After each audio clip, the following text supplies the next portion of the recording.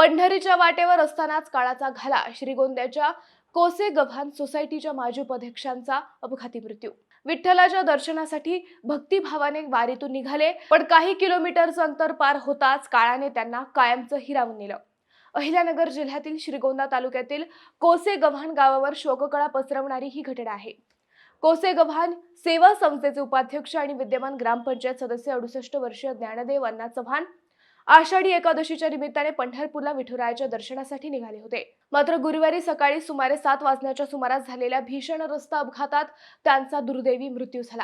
ही बातमी गावात पोहोचताच हळहळ व्यक्त करण्यात आली. सामाजिक कार्यात सक्रिय असलेले आणि गावाच्या विकासासाठी सातत्याने काम करणारे ज्ञानदेव चव्हाण यांच्या अचानक झालेल्या निधनाने ग्रामस्थांना मोठा धक्का बसला आहे.